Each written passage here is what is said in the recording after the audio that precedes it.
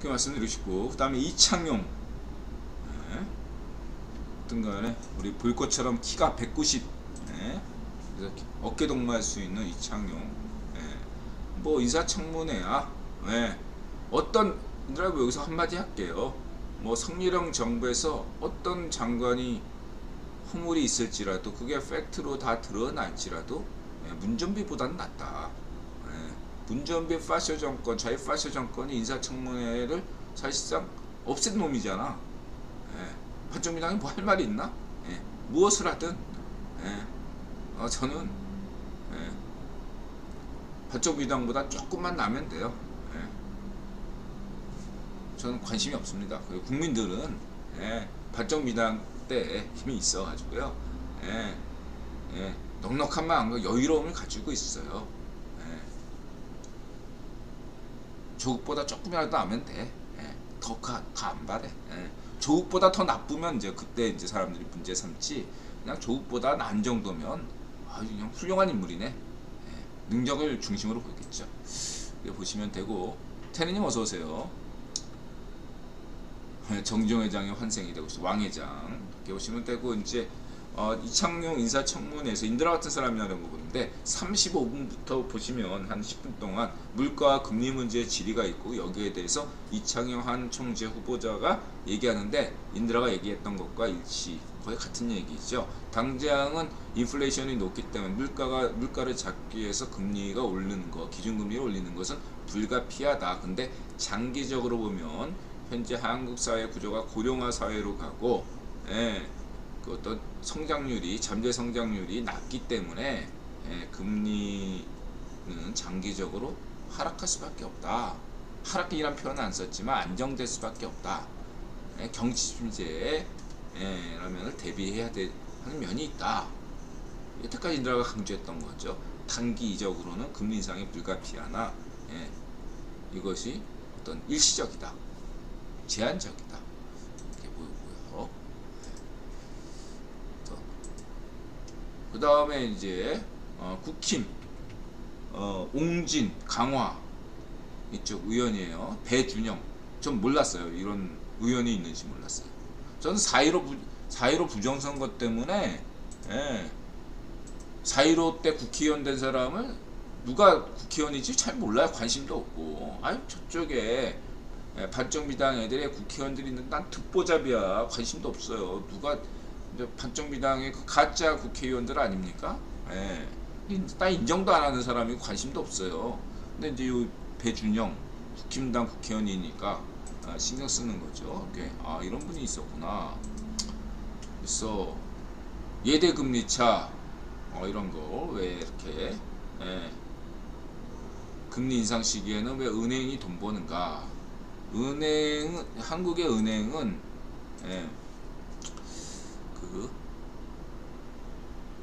다른 서구의 은행보다 더 안정성을 보장받죠.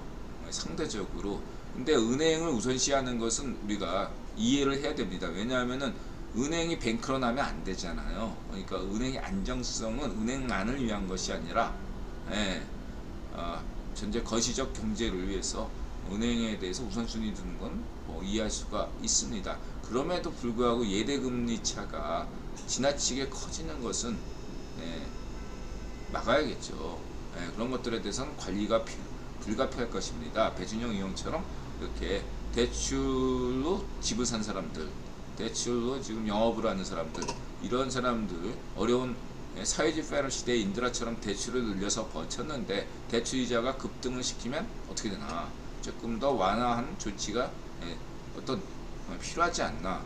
금리를 올리지 말란 얘기가 아니죠. 다만 이제 우리가 생각해 볼 게 이렇게 금리를 의도적으로 단기간에 급등시키는 것은 일부 자영업자나 일부 직장인들이 망하게 하기 위해서인 거죠. 망해라! 그래서 경쟁력이 없는 것들은 이번 기회에 망해라! 노숙자가 되라! 이런 정책이라고 할 수 있겠습니다. 그래야지 뭔가 자유시장에서 보다 시장이 더 활성화되는 정말 잔인한 면이 있어요. 그런 면은 분명히 인드라도 인정해요. 그래서 여러분들이 예, 이러한 어떤 자유시장의 어떤 냉혹한 질서를 여러분들이 좀 깨달아서 열심히 더 노력할 필요가 있겠죠. 그럼에도 불구하고 예대금리 차가 조금씩 커지는 것은 문제 있지 않냐, 그건 뭐 일리 있는 지적이고, 여기에 대해서 한국은행이 조금 더 신경 써야 되는 거 아니냐, 뭐 이런 것까지는 좋고, 그 다음에 이창용은 문전비 정권에서 임명받았지만 일할 분은 성렬형 정부에서 같이 일할 텐데 호흡 좀 맞춰보는 게 어떠냐, 뭐 이런 거에 대해서는 뭐 원론적인 답변이 내놨죠. 이창용 당연히. 그리고 이창용 이 한국은행 총재를 임명한 것은, 임명장은 문전비가 줬지만 국유본이 임명한다고 얘기했죠. 박근혜 대통령이 임명장을 준 누구죠? 이창용 전에 그 한국은행장 이주열 연임시켰잖아. 문전비가 연임시키고 싶어서 그 이주열 맞나? 전임 한국은행장 연임시킨 게 아니에요. 국유본에서 국제결제은행이 국유본 귀족 중에 이 은행장은 국제결제은행 그 형식이 세 단계를 거쳐. 뭐 중앙은행의 중앙은행이 형식상 국제결제은행이긴 하지만 야당이죠 현재. 근데 지금은 국제결제은행은 야당이고, 여당은 연준이란 말이에요. 연준. 그래서 이 세 단계를 거쳐가지고 이창용, 이주열 이렇게 연임이 결정되고 그러는 거다, 이렇게 보셔야 되거든요. 그냥 구변이 임명한다, 이렇게 보시면 되는 거예요. 그러니까 알아서 잘할 겁니다, 이창용이. 독립성을 유지하면서 그렇게 보시면 되겠습니다. 대단히 고통스러운 시간은 잠깐일 겁니다. 그 시간이 지나가면 새로운 골디락스 시대가 열릴 겁니다. 은혜리니 자영업 망한 분들은 가상현실에서 자영업 시대 대박 치트키 부여야. 자, 이렇게 말씀 들으시고, 인천, 중구, 강화군, 옹진군. 근데 이 땅 크기가 서울시하고 비슷하다. 서울시 면적은 서울시보다 더 큰 게 이 지역구인데 국회의원 수가 1명대 49명, 상징적이죠. 이게 바로 이게 바로 인드라가 강조하는 1억 서울론, 10억 한반도론이에요. 자, 대도시에 인구가 저렇게 집중된다면 이제 요 강화도 수도권이지만, 자, 이 인드라가 이야기하는 서울은 1억 서울은 인천, 경기, 서울을 합친 거죠. 도쿄도, 런던 이런 것처럼, 뉴욕 이런 것처럼. 그래서 그런 관점에서 여기에 역설적으로 접근하시면 되겠습니다. 이 배준영 지역구가 수도권 아닙니까? 근데 이렇게 투자가 부진하다는 얘기죠. 그러면은 이준석이가 강화도 간 것 같은데, 뭐 저쪽 옹진구, 연평도, 강화군에 투자가 활성화 돼야겠다. 인구가 많아지면 저희도 국회의원이 두세 명이 나올 수 있는 거죠. 인구가 많아지려면 어떻게 됩니까? 안상수 같은 그런 송도 개발, 신도시 개발이 뭐 나오겠고, 뭐 이렇게 불가피하겠죠. 잘 생각해 보시기 바라고. 이 어떤 지방선거 얘기 나오니까 한마디 해야겠네. 내 인드라가 사는 지역이 서울시 강서구 지역 아니에요. 여기가 지난 3구 대선에서도 보니까 제명의 표가 더 많았어요. 그래서 이제 안 바뀌나 보다. 이쪽이 호남세가 강하고 호남 사람들이 많이 살거든요. 이 강서 쪽에. 강서 분위기가 대체로 금천구, 구로구 이런 분위기예요. 근데 이제 그래서 국힘당 국회의원 후보나 구청장 후보도 호남 출신이라고 했죠. 이번에 뭐 가세연에서 많이 까는 김철근, 그 친구도 호남 운동권 출신이에요.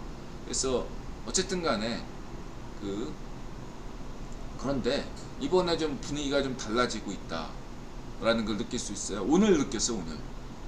오늘 뭐 갑자기 아파트 주민위원회에서 재건축 관련해 가지고 뭐 돌리더라고요. 그래서 이게 뭔가 그렇게 봤는데 엘리베이터에 또 공고까지 났어요. 그래서 그걸 읽어보니까 예? 뭐 재건축과 관련해서 예? 반정미당은 이런 입장이고 국힘당은 이런 입장입니다 라는데, 그 어떤 안내를 읽은 사람이라면 누구나가 이번 지방선거에서 국힘당을 지지해야 되겠구나, 이렇게 여론이 만들어지겠구나 생각이 들어요. 이런 것도 재건축이나 이런 것들은 그 아파트 분녀회장들의 어떤 영향력이 있잖아요. 지역 여론은 아줌마들이 결정하거든요. 근데 아줌마들이 여태까지 줌마들이 여태까지 대세가 반정미당이었다면 이 대세가 성렬형 정부로 바뀌면서 확 변했어요. 우리 줌마들은 현실 권력에 대해서 아주 계산이 빠른 분들이거든요. 대세가 변했다. 여태까지 대세는 반정미당이었는데 앞으로 대세는 성렬형이다. 태세 전환 딱 된 거야. 그래가지고 알기 쉽게 국힘당이 되면은 국힘당이 지방선거에서 승리하면 재건축이 어떤 유리한가, 이렇게 돼. 딱 일목요연하게 이거 선거운동이야 얘들아 생각하기에. 근데 이게 지난 국힘당 때는 반정미당 정권 때는 똑같은 식으로 제가 기억이 나요. 반정미당에게 유리한 양상으로 분유회가 또 이렇게 쫙 대세가 흘렀거든요. 그런 게 또 이렇게 안내판, 사실상의 선거운동 된 건데,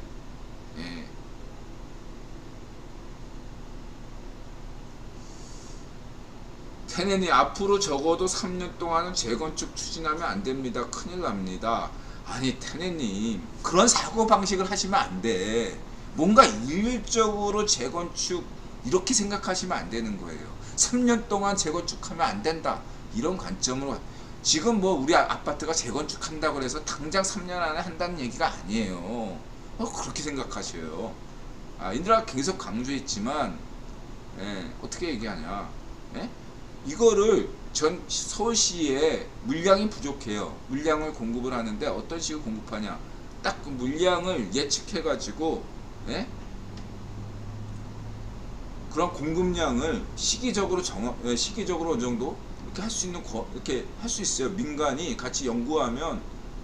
근데 지금 문제는 뭐냐면 아예 물량이 없거나 물량이 한꺼번에 쏟아지거나 그래서 문제인 거지. 아니 뭐 둔천 같은 경우는 지역적으로 꽤 당연히 그렇게 생길 수가 있는 거죠.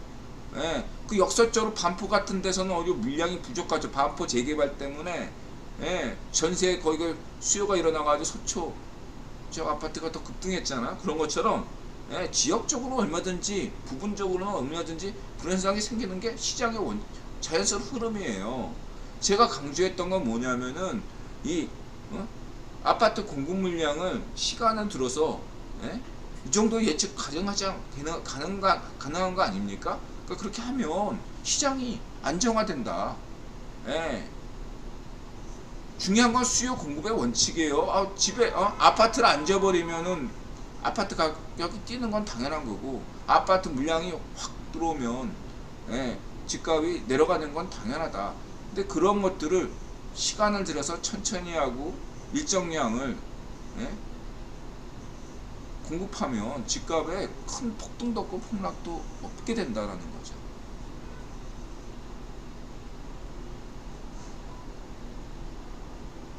은혜리님, 테네님이 노리는 재건축 아파트가 있어요. 아직 돈이 모자라서 3년 정도 더 부숴야 살 수 있는 듯. 각도인 둔점 보면 딱 민주당이 사이트 장악할 때처럼 그대로 해서 조합 장악하더라고요. 네네. 저는 무슨 재건축에 재건축 들어가는 것도 돈 엄청나게 깨지는데 전 재건축에 투자할 돈도 없어요. 그냥 저는 뭐 하시면 청약 아파트나 로또 청약 그런 데 관심이 있지, 뭐 재건축 투자하시는 데는 그런 분들은 알아서 하시고요. 전 관심 없고요. 거시적인 측면에서 보면 저는 큰 문제 없습니다. 인드라가 굉장히 1억 서울론의 관점에서 보면은요, 세훈 형이 잘하고 있고, 그 층고 제한, 그 35층 뭐 이런 것들은 비과학적이라고 저는 강조한 바 있죠. 비과학적입니다. 그래서 층고 제한 없애면 되고, 예, 친환경적으로 조금 더, 예, 규제를 완화할수록 또 서울의 아파트의 안전도는 더 높습니다. 최신의 아파트가 비싼 이유는 조금 더 안전도가 강화됐기 때문이죠. 예, 이렇게 보시면 되겠습니다.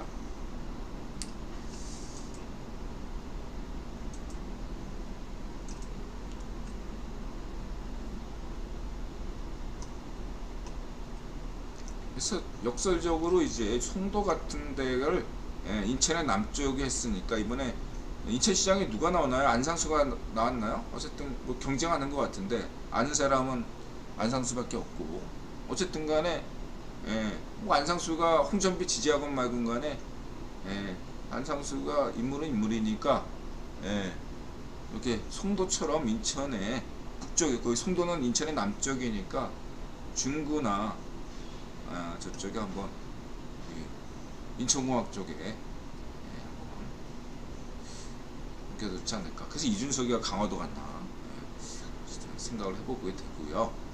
그 다음에 이제, 예, 문전비 밭쪽다의 이혼 내막 이미지 기자, 예, 뭐 이런 건 이미 소문난 것 같고, 스타항공 문전비가 4년 전에 코트디부아르로 보낸 대사를 통해서 손세탁을 하려고 했다는 얘기를 들었어요. 그분 지인한테서요. 제가 밝힐 수는 없지만 제보합니다. 이런 어떤 댓글은 반드시 비밀 댓글로 달아주세요. 네, 공개 댓글로 달아주셨더라고. 그러면 본인에게 피해가 갈 수 있어요. 아시겠죠?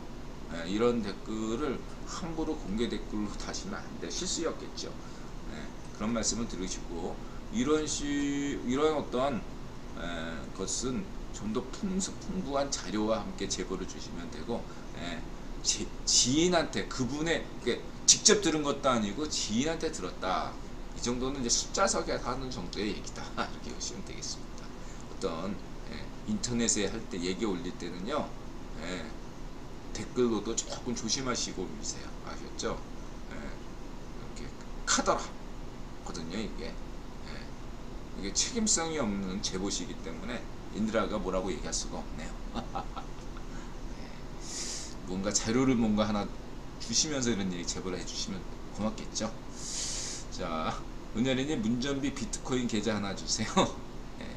이렇게 얘기해 주셨네요. 자, 그 다음에, 부정선거 재판 미룬 대법관 앞에서 또 이제 민경욱이 또 오늘은, 눈물 흘리는 동영상 또 올렸더라고요. 어쨌든 민경욱 국회의원 선거에서, 다음 국회의원 선거에서 뭔가 보상이 필요하지 않을까 생각합니다. 성렬형. 그리고 이제 대신에 민경욱 의원은 조금 더 트럼프하고 거리를 두시는 게 좋다, 이라고 말씀드리고요. 지지자분들 때문에 그게 쉽지 않을 거라고 생각이 듭니다만, 어떤, 성렬형의 결단과 민경욱 전 의원의 결단 둘 다 필요하다, 이렇게 볼 수 있고요.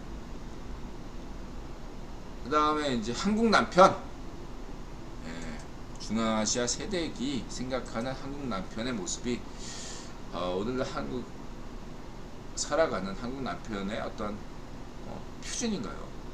잠을 안 자고 새벽같이 일어나서 샤워하고 출근해서 저녁 늦게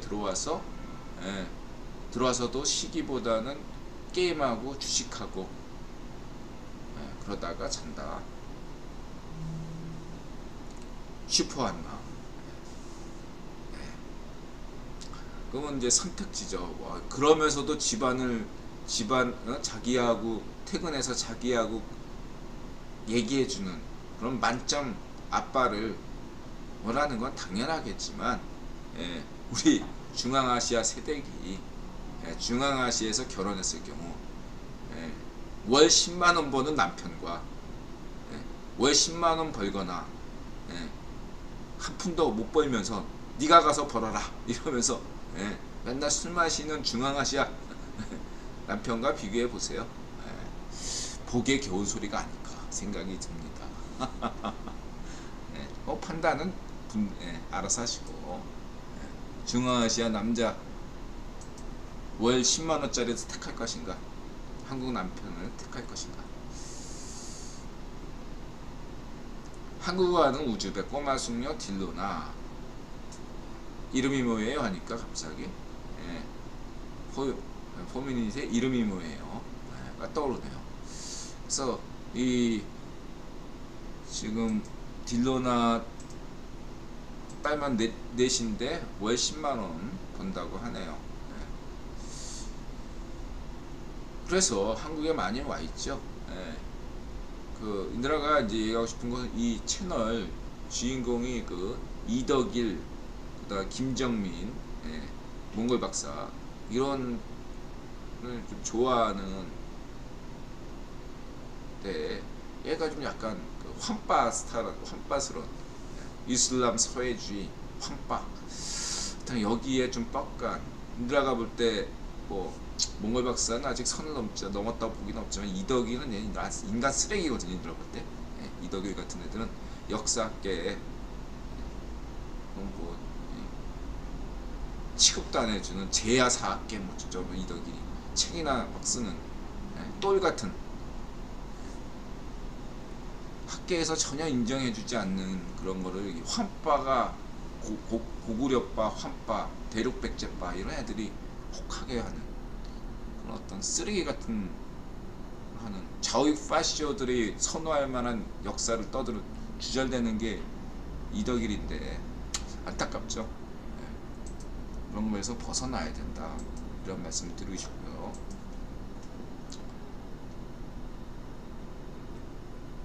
그 다음에 이은혜 검찰 수사권 없었다면 이은혜 공개 수사 못했을 것. 그래서 근데 인드라는 좀 여러분들하고 좀 달리 이은혜 얼굴 볼 때마다 가장 인상적인 게 콧구멍이에요. 인드라만 그런지 모르겠는데 예, 얘 콧구멍 이렇게 구멍이 뻥 뚫려 보여요. 이은혜. 예. 저는 이은혜 같은 얼굴을 예, 예쁘다고 생각한 적이 한 번도 없어요. 저런 얼굴을 예쁘다고 생각하진 않아요. 그냥. 예. 근데 어쨌든 중요한 게 그게 중요한 게 아니라 왜 제 콧구멍이 저렇게 들창코 같이 예, 코가 이렇게 저렇게 그냥 뻥 뚫려 보이나. 그게 있는데 이제 보니까 어떤 성형수술에 원래 저런 얼굴인지 아니면 성형수술 탓인지 모르겠습니다. 예. 콧구멍이 뻥 뚫려 있어요. 그래서 여기 성형수술 잘못하면 성형수술이 잘 되면 모르는데 잘못하면 코끝이 들려가지고 예, 코끝이 들려서 콧구멍이 벌렁벌렁 보인대요. 그런지부터 모르겠습니다.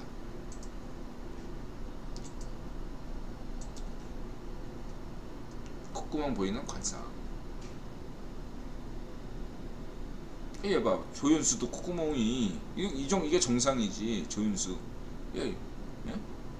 이거 비해서 뭐 시종이라는데 콧구멍이 이렇게 무슨 저팔계처럼 소유기의 저팔계처럼 콧구멍이 이렇게 보여. 텔레그램 텔레그램 뭡니까? 반쪽미당의 그 범죄자들의 어떤 반쪽미당 성향, 파시스트 성향들이 선호하는 게 텔레그램이잖아요. 인들 같은 사람은 텔레그램 쓸 필요가 없죠. 근데 이은혜 같은 애들이 파시어 성향, 소시오패스 성향들은 반드시 텔레그램을 이용하죠. 텔레그램이 소용이 없다. 범죄할 때 이렇게 다 복원하잖아요.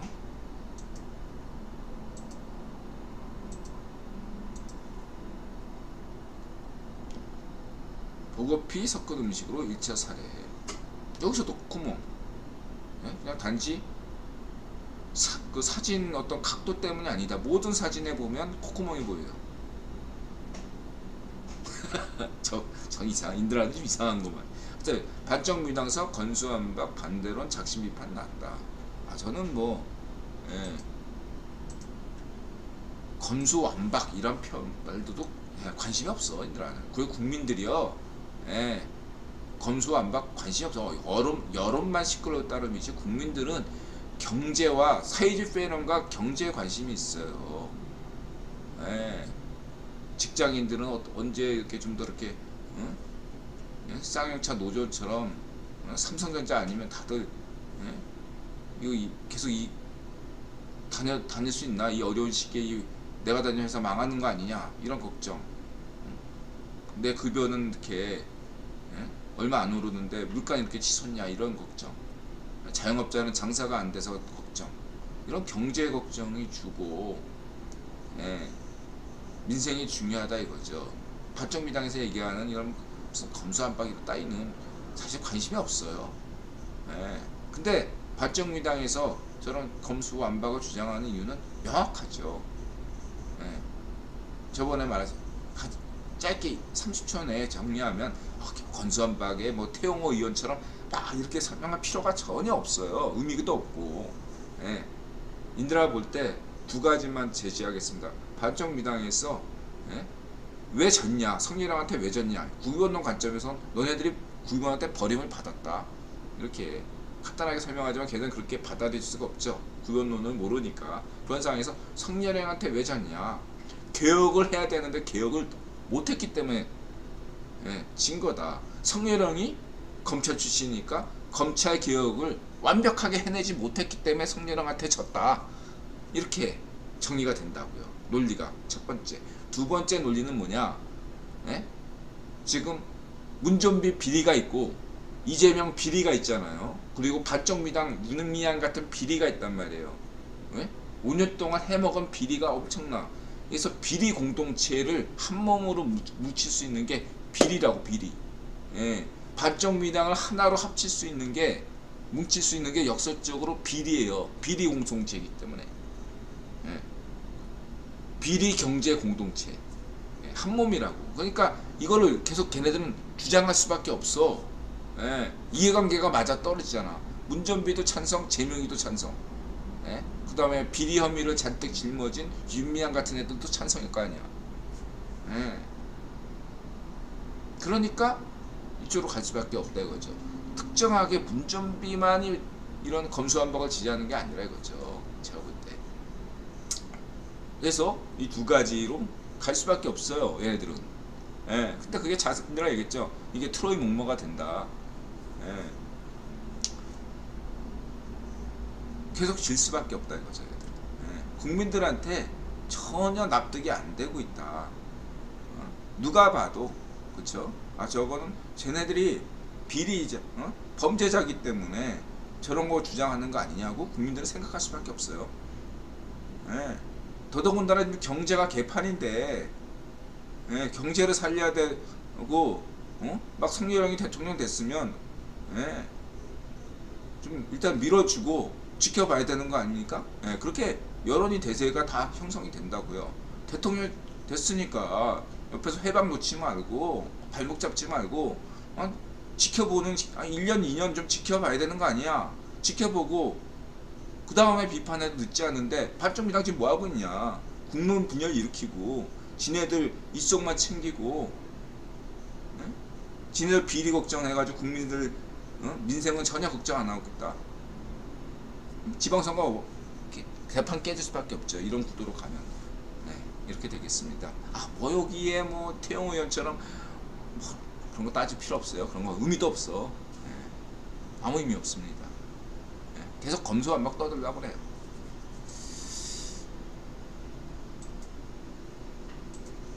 관심도 없어요. 아무 의미 없고. 좌익파쇼는 정리가 돼야 되죠. 국회의원이 성렬형을 왜 뽑았어? 진짜 적폐를 청산하라고 뽑은 겁니다. 검찰 출신 왜 뽑았겠어? 한동훈 왜 법무부 장관 뽑았겠습니까? 이들아가 얘기한 다음에 저기도 얘기하잖아. 누구야 걔 등간에. 아니 성렬형이 사람에게 충성하는 사람이 아니잖아. 시스템에 충성하고 한동훈도 시스템에 충성하는 거지 무슨 뭐 성렬형한테 충성해?